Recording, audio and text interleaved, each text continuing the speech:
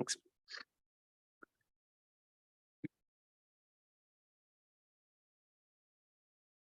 So the main development objective for the testbed was to enable disparate organizations to propose and participate in developing NOS software and information tech that can be used with the testbed. And so the architecture, we're focused on the governance, as in who's controlling the experiments, who's communicating with the investigators and whatnot. I'll talk a little bit about the concept of operations for how a proposed NOS mission or testbed exploration might go, and discuss a little bit about technical protocols and interfaces. But we've been working on developing some prototypes and some examples and to demonstrate the NOS-T operation. So the first version was released after the first 18 months of the project, and that concluded in February. And we did a presentation for the SERC, and we showed some example demonstrations. I'm going to share some of those examples with you. We're currently working on version 2.0. Version 2.0 is just basically adding a couple bells and whistles like queuing capabilities and two-factor authentication and things like that. But the actual the testbed is up and functional and ready for use. So currently most of the roles for the testbed are fulfilled by the SERC. So we're developing and operating the testbed, and we created an interface document to explain how you could interface with the testbed as a investigator. But the goal is to get these new observing strategies community to embrace the interface and be able to start developing test cases on their own, and also potentially to operate the testbed themselves, or operate an instance of the testbed.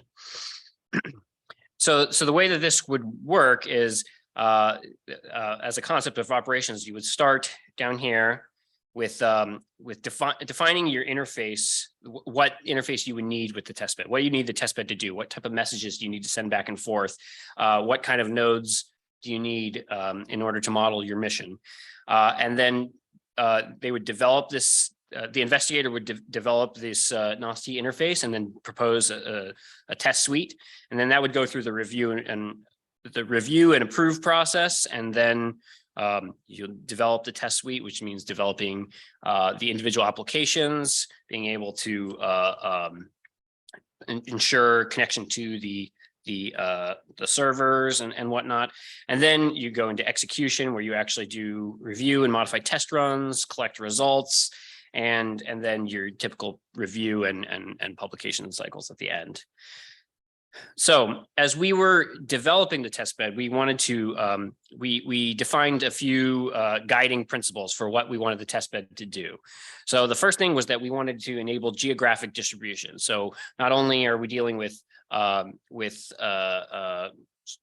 resources around the globe, you also have different agencies, or commercial agencies, or government agencies, and in all different parts of the country or the world. So multi-party participation, again, we want to enable as many stakeholders as possible to join in. And security is, of course, important when dealing with, especially across organizational boundaries. So we needed to have a framework that was enabling secure transport of data. We wanted modularity, so loose coupling. Again, we're talking about decentralized missions, and so we need basically nodes to be able to join and leave a test without breaking the whole thing. And it should be extensible, so you can take one application and use it to explore several different scenarios. And usability is also a very important one. And this is where we're working on the documentation of what we're doing, because we want to allow members of the earth science community to be able to develop their own test cases and user applications without, a substantial learning curve.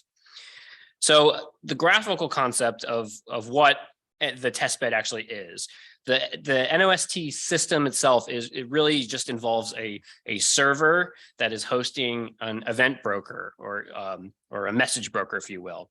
And then depending on whether or not this is a time-based simulation or a real-time operation, you might need a manager application and an operator who basically runs that manager application, which is essentially synchronizing all the other applications, and so everyone agrees on a wall clock time for the simulation and is on time with each other. And so the idea is you have several different PIs from several different stakeholders. Let's say one is a science investigator, that would be the green.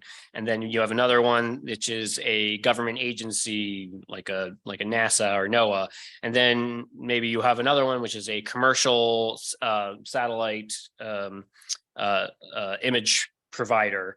And so the idea is to be able to have each of these users develop applications that can communicate with each other on the NOS-T infrastructure and be able to do an integrated experiment that wouldn't be possible due to other organizational boundaries or lack of information passed between.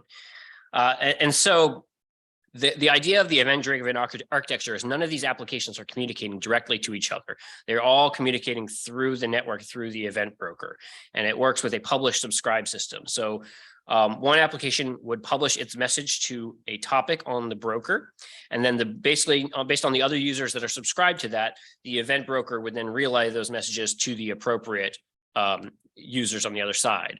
And this is where you could have, your encryption authorization controls in place. So if you don't want one user to be able to have access to something, you can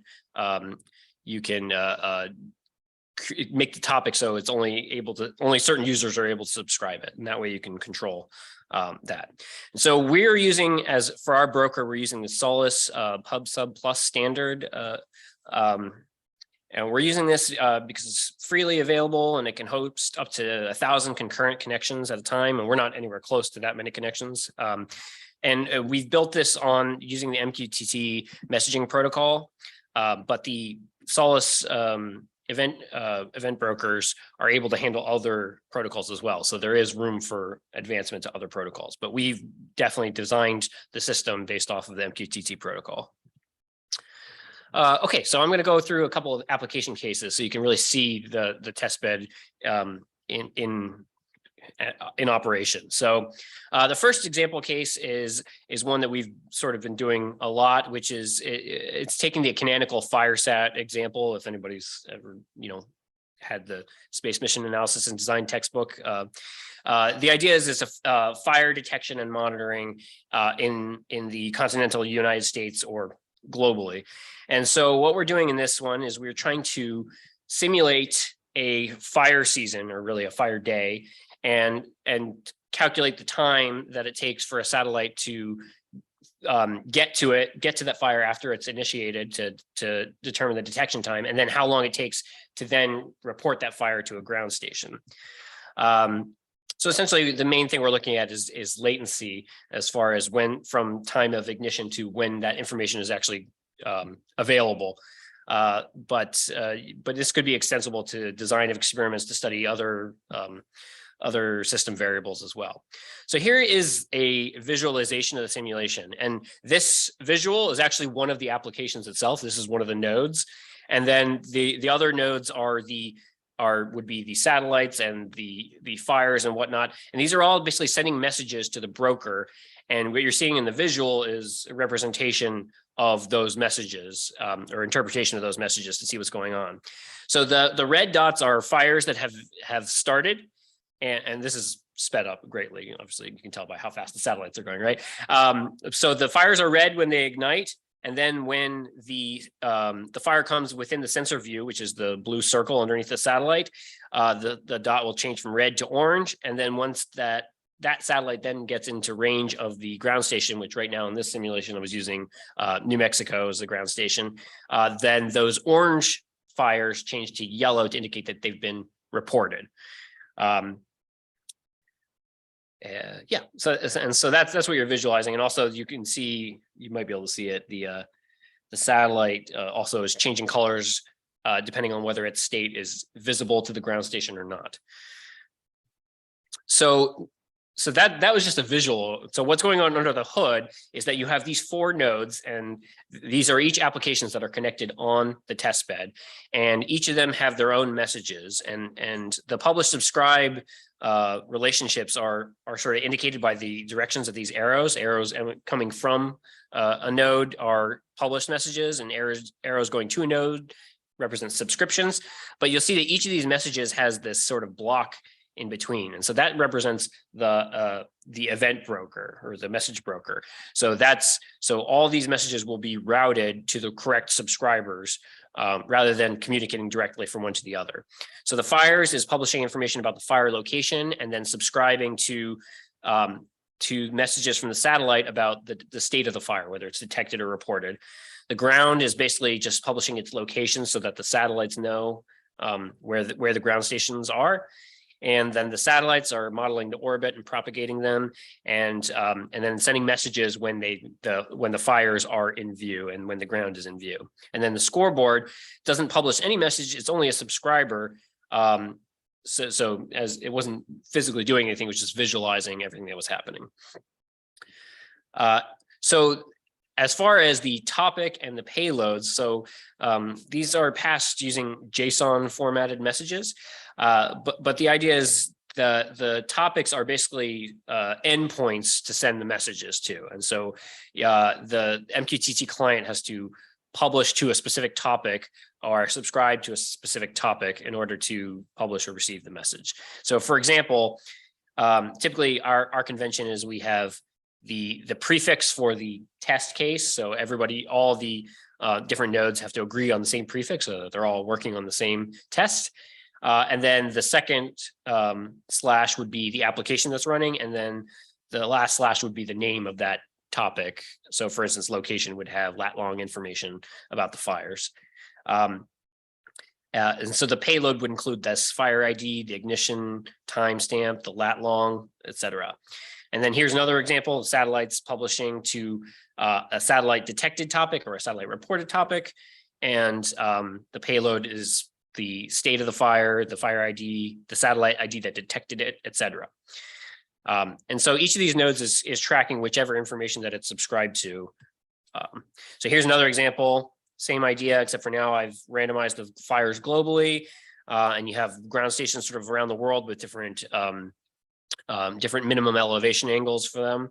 Again, this is just notional. It's not a real situation. But again, just demonstrating that these are all messages that are going to the broker. I mean, this is a video, but when this demo was run, these were all messages going to the broker, and this Cesium dashboard is subscribed to all those messages and is basically generating the image based off of what those messages are. So for a simulation like this, you need to do some synchronization, and that's why we have the what we call the manager application. And so essentially what what this is doing is it's trying to create sort of a metronome synchronization of the simulation. So everyone is agreeing that 10 o'clock is 10 o'clock, right? So so that starts with a pre-initialization phase. So basically the applications that are on that are logged into the MQTT client and connected would get this message from the manager application that says initialize, and they send back a message that says, okay, we're ready to go. Once that happens, the execution phase starts, again, with the manager sending a start command. And again, all user applications are subscribed to the same start command so that they will all get it at the same time and they will all start at the same time. Then the user apps are relaying their state. They're going from initializing to executing. And then once it's started, we have these time statuses, which is basically the application telling it what time it thinks it is. So this is good for debugging purposes, so that if the simulation starts to get fall behind, you can actually see that in what each of the individual nodes are saying they think the time is. So we call it the heartbeat. And then eventually, either you could have a scheduled stop for your test run, or you can just declare a stop right in the middle. Just send a message terminate, and then each of the apps would then say that they're terminating and finally terminated, and then you can do your post-processing of your results after that. Okay, so the second application case would be a real-time test case. So in this case, we don't need any manager application because we're not synchronizing everything. It's just when the messages come, they come. And so one of the examples for this would be real-time strain gauge data. And so in this case, we've got two strain gauges at various points of the Mississippi River. And the idea is those are constantly detecting flow rates, and this is published by the USGS. And so we can subscribe to those messages to visualize changes. And we could also extend this to adding triggers for spacecraft observations or mitigation strategies based off of a certain threshold met. So what this looks like is, again, the USGS has their in situ stream gauges, and they basically publish these flow rates. And we basically have a subscriber on our side with a dashboard that is showing in real time how those strain gauges are changing. So this is sort of what it looks like. This is a 15-hour scenario, sped up, obviously. And again, so you see things aren't really changing that much. It's a simple example, but you can imagine if you had a situation where you had the upstream and the downstream gauge, and all of a sudden you saw this big difference in flow rates between the two, that could be an indicator of incoming flood or a flood wave, and you could take some mitigating action based off of that. And so you could set up another node that was an event that had an event trigger when a threshold was reached, and that would send out something that would say either satellite, go take an observation image of this, or if a mitigation strategy needs to be employed, contacting the right people for that, etc. So yeah, so again, but that's all real time. So we don't need to synchronize the clock. It's just when information is available, it's available. The last application case that I'll discuss is one that we are actually trying to do. We've actually done a demonstration of this. And the goal of this application case was to create an event-driven architecture to automatically task commercial satellites and then retrieve the images and reintegrate them into forecasts. So I'm not going into the science details of this problem, but essentially the first node is forecasting where they're predicting where a flood might happen, and they're using this based off of knowledge of water basins around the globe, as well as predicted rainfalls and also burn scars from fires and previously in the area. And so based on that, the team at NASA Goddard is generating these areas of interest. So longitude, latitude, and a time window for when to take an image. And that message gets sent out, and then a tasking application's being run by someone at NASA JPL. And essentially what that application is doing is subscribing to the messages from that are output by this forecast, and creating a request using the commercial satellite API. In this example, we're using Capella space, but this is extensible to really any commercial company that runs with these APIs. So essentially, this tasking application is always listening, waiting for these area of interest messages. And when it gets it, it will then task the commercial observations. Then the commercial satellite company does their thing. And then when the product is ready, a message gets sent that the data is ready, and the data gets transferred back to the folks at NASA Goddard, and they reintegrate that information into their forecast and then generate the next area of interest. And you can see that it's sort of would enable learning and improvements for the forecast. So the sequence of how this works. So each of the nodes each of the lines down represents one of the nodes, and that dashed line represents the message broker, so what's communicating across the message broker. So the tasking application has to get a key, a token from Capella in order to communicate with it. And the Capella's API is using a different protocol than what the Testbed is using. It's using a REST protocol. And so the tasking application is basically designed to interface with Capella's API, and Capella does not communicate over the testbed, although presumably you could, if you could bring them in as stakeholders as well, they could do that as well. So a message comes from the folks at NASA Goddard about a need for a task request, and the tasking application then will do that. And it because it's a REST protocol, you have to keep requesting the status. It will not tell you when the status changes. You have to request the status. And so basically, once the status changes to review, it just triggers a message back to NASA Goddard that says, do you want to approve this? If yes, then you send an approve message. And then once the task is completed, then this triggers the data flow, the data transfer workflow. So actually, Capella has a lot of this stuff that's automated, but the specific product we were looking for was the surface water extent product, which is one of their newer products, and they don't have it integrated in their API yet. So that's why it says there's a manual workflow. So in order to work with that manual workflow, basically, as we have this S3 bucket hosted on AWS, or we have an S3 bucket on the SMCE Amazon services, and we have a Lambda function that monitors that bucket for activity, so that when the product actually comes in, this will automatically generate a message sent over the broker with the name of the file and where that endpoint is for that file.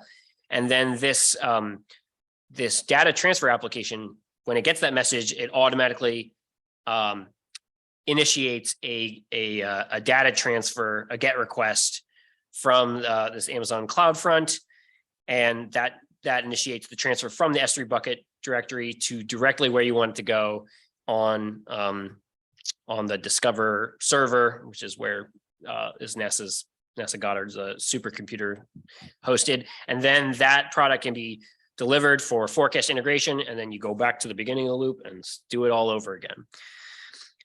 So the supporting architecture for this, again, there's a lot of AWS nomenclature just thrown around here. But the idea is these are all tools in the toolbox that we can use to enable this integration. So with that, I'm going to wrap up, I think. So in conclusion, what the testbed does is it provides a computational platform to prototype NOS style missions.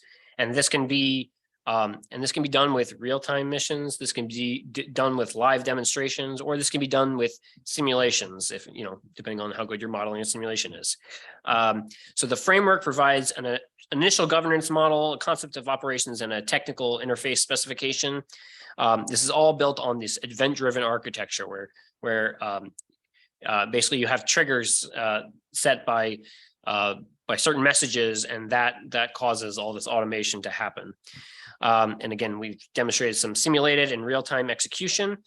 And one of the main contributions that we have is the development of what we call the NOS-T tools library. And essentially this is, you can think of this as a bunch of templates and for getting started, building your own applications, things that will work well with the testbed without having to learn everything about MQTT protocols and all that. And we have all this available now under an open source license on this GitHub repository. So I'm sure these slides will be shared, and that's a hyperlink that you can follow. And then we also have detailed documentation for the tools, and also several example cases, including a few that I showed here. We have like all of the Python code necessary so that you could recreate the example cases. And so with that, I guess I will open the floor for any questions. Did want to acknowledge that I'm here presenting on behalf of Dr. Paul Grogan, who is the PI for this project. He couldn't be here, so I am presenting in his stead. Thanks to team members, Brian Schell, who's here in front, and then we have several undergrads at Stevens that are also working on this project with us. Thank you.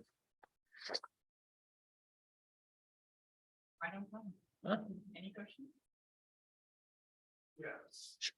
So you said you have templates to get people started. Mm-hmm. But do you have internal error checking to make sure you have all the parts?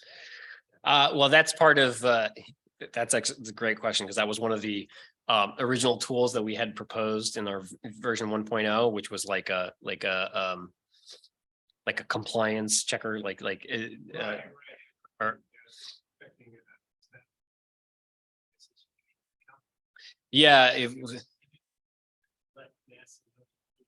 Well, and that's a lot of what our like test cases and what this, like that demo, that NOS-Live demo. I mean, it's really a fairly simple use case, but it's taken us, we're not done actually, we're still doing it.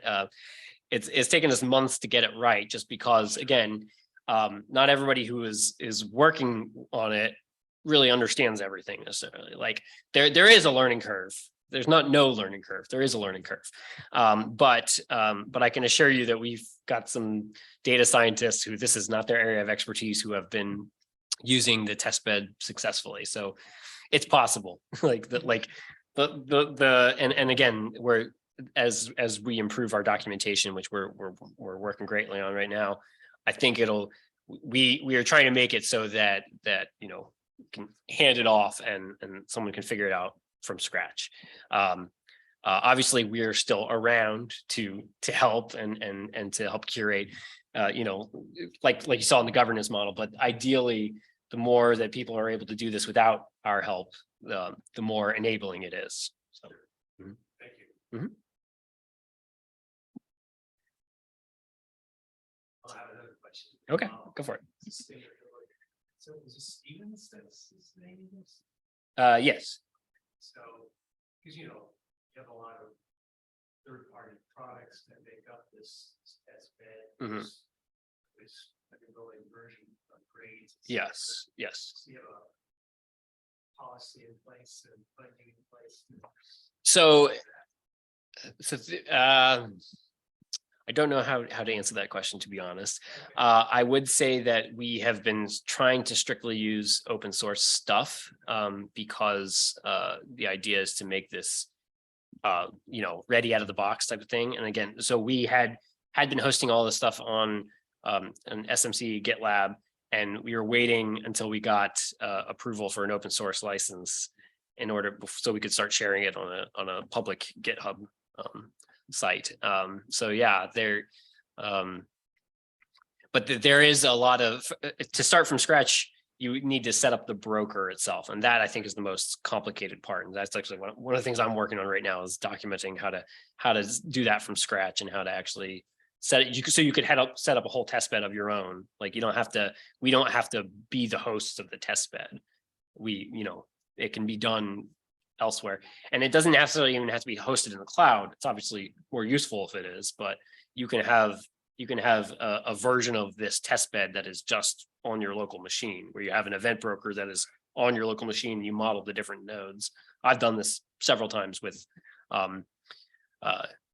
my own experiments, because sometimes I don't have access to the the server or whatever. So yeah.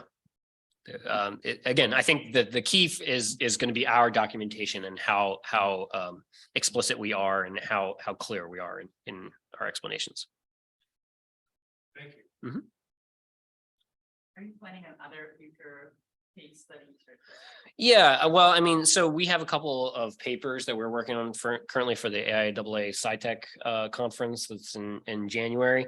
I'm doing one study where we're examining basically the AWS ground stations, and I'm sort of looking at time and view of the ground stations versus the capacity of the solid state recorder on board the spacecraft, so that you could, my hope of what to show is that if you start enabling the use of this this AWS infrastructure that is now there, compared to your traditional ground station where you have something in the Arctic, right? And you download on every pass, you could potentially reduce the size of your solid state recorders because you have more opportunities to downlink because there's more ground stations around. However, with commercial providers, you also have more uncertainty, right? Like you're now competing against other people. So there's congestion. These ground stations are at lower latitudes. So atmospheric conditions and rain tends to be more of a problem. And so basically I'm not going to answer all those questions, right? I'm going to demonstrate a framework for addressing those questions, right? And so that's one of the ones we're looking on. And another one we're working on, it has to do with the idea of competing commercial companies that offer similar but not quite the same data products. And so maybe you have different values based on them, but then you also have a value of the timing of when you get your image. Like you're trying to catch an event like a flood and you want to catch it at the peak. What are the chances that you're actually going to be able to get that image that you're looking for? And so the idea is, so a lot of stakeholders get uncomfortable when you start talking about using commercial services because of that uncertainty. So this is an opportunity to explore that uncertainty and show that that it could still work, right? And it could work, and that you're still going to have the same amount of reliability, even though there's greater uncertainty.